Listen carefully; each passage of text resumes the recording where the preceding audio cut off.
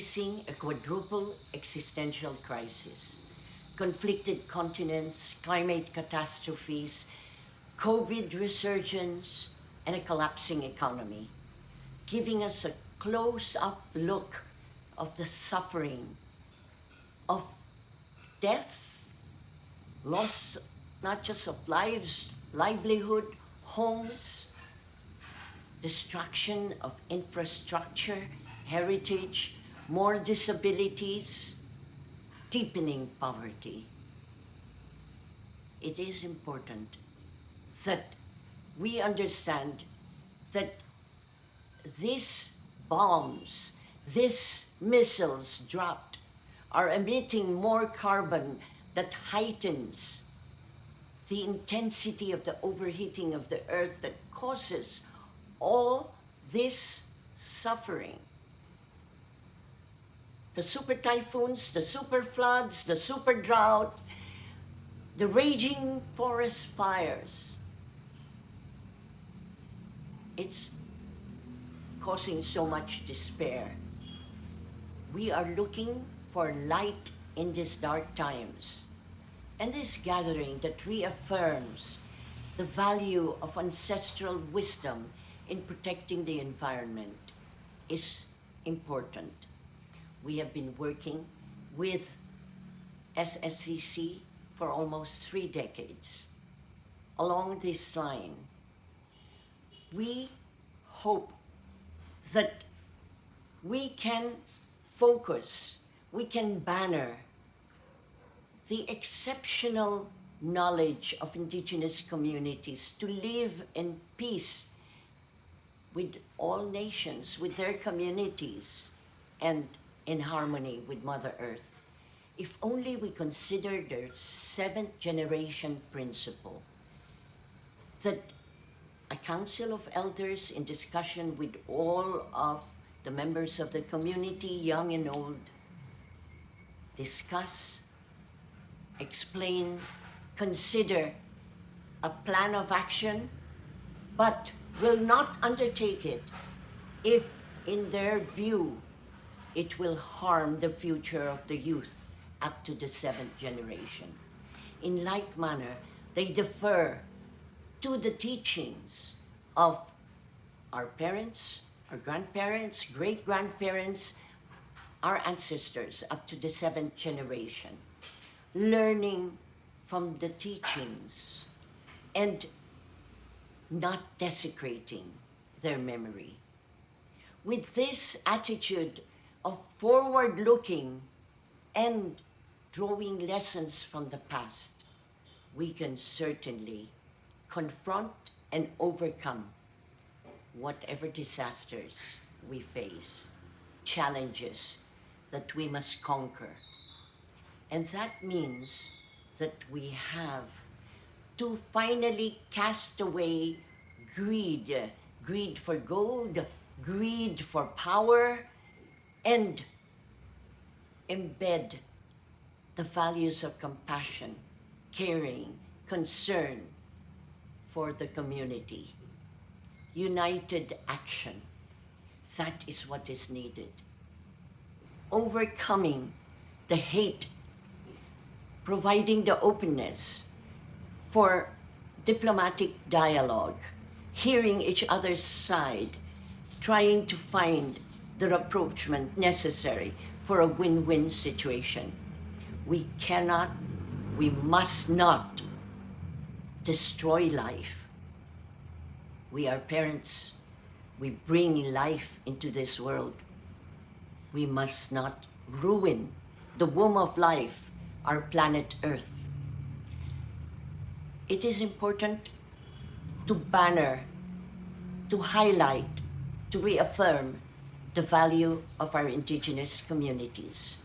Unfortunately, they have been submerged through colonization.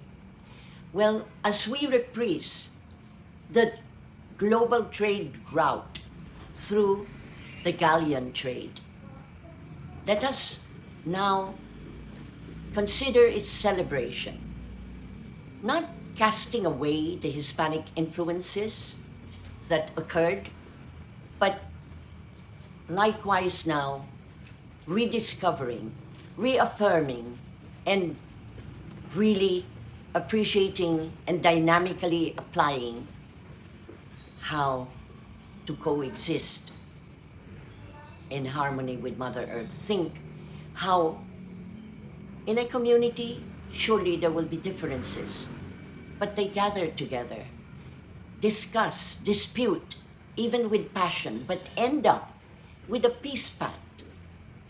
Consider as well how they draw their nutrition, their food, their medicine from the forest and the seas without destroying these vital ecosystems and preserving biodiversity.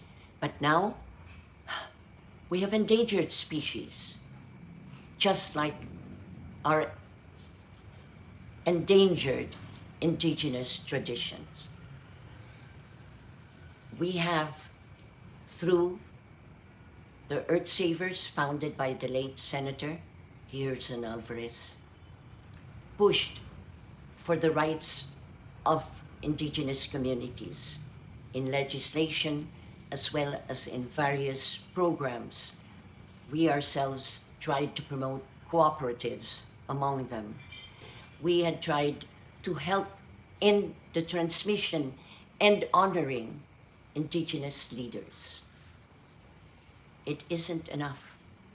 We must transmit this from early childhood education up to the seniors that sometimes get mesmerized and addicted to so-called modernity and casting away indigenous heritage as primitive.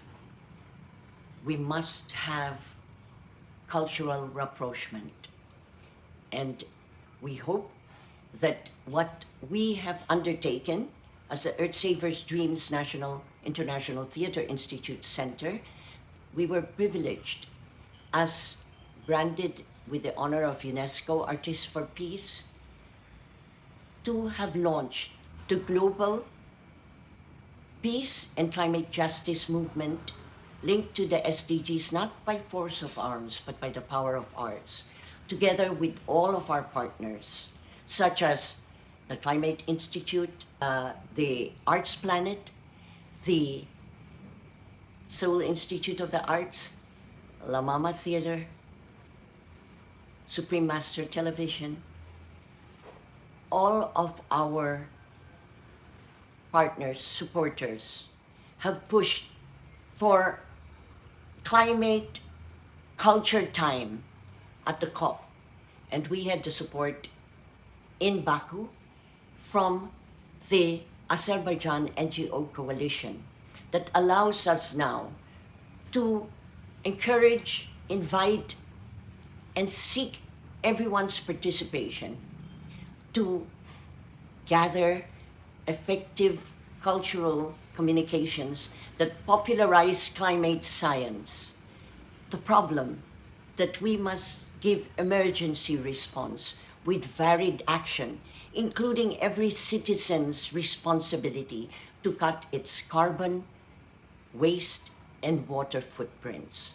We must not breach 1.5 degrees centigrade. We must fulfill our commitments to the Paris Climate Accord and actualize the 2030 SDGs agenda, protecting people, planet, promoting peace, prosperity equitably through partnerships.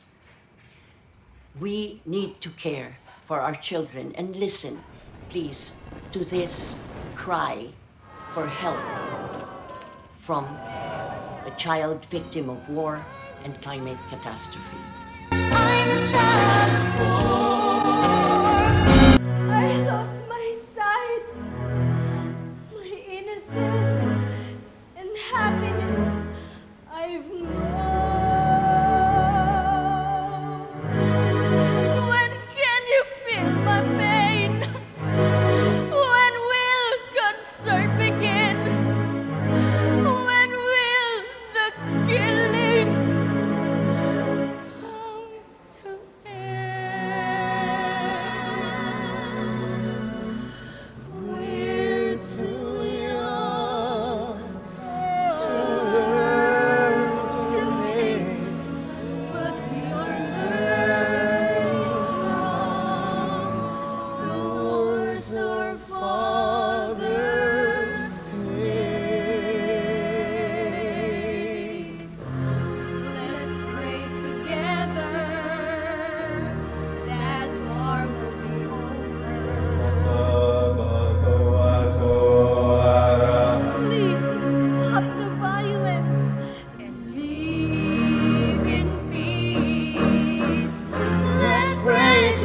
together. Lord, hear us. Let's pray together. Lord, hear us. Let's pray together for peace. Allahu Akbar, Allahu Akbar. Save the world for me. The earth, the sky, the sea. Oh, what a world it could be that you would give to me. Save the world for me. Please hear me. Save the world for me. I'm begging. Save the world for me. Save the world. Please listen. Save the world for me. Save the world for me. Save the world for me. I'm praying. Save the world for me. Save the world for me. Can we save the world for them, for all the children of the world? Yes, we can, if we work together as a caring global family, engaging, involving the wealth of wisdom and heritage of indigenous peoples. Thank you.